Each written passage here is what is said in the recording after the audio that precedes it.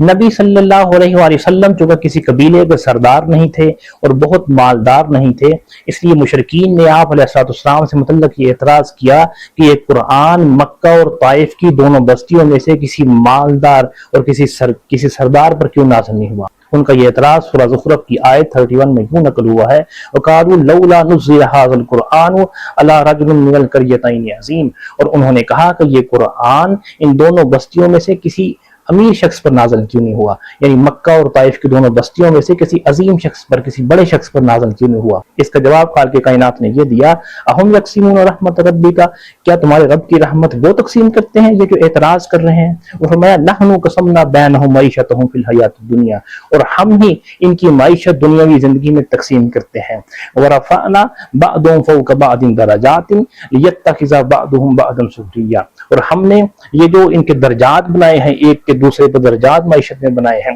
اس لیے بنائے ہیں تاکہ یہ بعض کو متحد بنا سکے، تاکہ دنیاوی نظم چل سکے، یعنی کہ ہم نے معیشت میں توافق دنیاوی نظم کے لیے بنایا ہے۔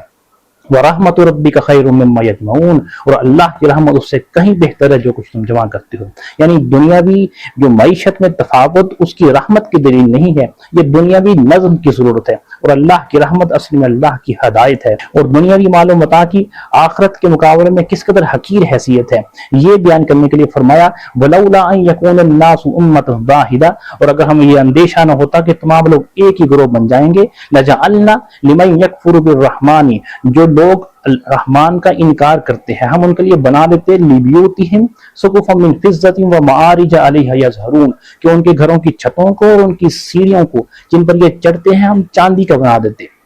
وَلِبِيُوتِهِمْ أَبْوَابًا وَسُرُرًا عَلَيْهَا يَتَّكِئُونَ، اور ان کے گھروں کے دروازوں کو، ان کے تخت کو جن پر یہ لیٹتے ہیں ان کو بھی ہم چاندی کا بنا دیتے۔ وَزُخْرُفًا، اور سونے کا بھی۔ وَإِن كُلُّ ذَلِكَ لَمَّا مَتَاعُ الْحَيَاةِ الدُّنْيَا، اور یہ جو جتنی چیزیں ہیں یہ دنیاوی زندگی کا مال ہے۔ وَالْآخِرَةُ عِندَ رَبِّكَ لِلْمُتَّقِينَ، اور یہ جو آخرت ہے اللہ کے ہاں متقین ہے کے لیے ہے۔ یعنی دنیاوی مال و متاع کی اس قدر حقیر حیثیت ہے کہ اگر لوگوں کو سونے کے گھر، ان کے تخت بھی سونے چاندی کے ہو جائیں، ان کے دروازے بھی، ان کی سیڑھیاں بھی، ان کی چھتیں بھی سونے چاندی کی ہو جائیں، تو پھر بھی کفار کو آخرت کے مقابلے میں ایسی ہے جیسے کچھ نہیں ملا۔ اور آخرت کا گھر متقین کے لیے ہے، پرہیزگاروں کے لیے ہے، اللہ کی حدود کی پاسداری رکھنے والوں کے لیے ہے، یعنی یہی وہ لوگ اصل میں کامیاب ہیں۔ اس سے ہمیں تین چیزوں کا پتہ چلتا ہے کہ دنیاوی معیشت میں تفاوت اللہ کی رحمت کی دلیل نہیں ہے، یہ دنیاوی نظم کی ضرورت تھی، اور یہ جو دنیاوی مال و متاع کی آخرت کے مقابلے میں کوئی حیثیت نہیں ہے۔ اور تیسری چیز یہ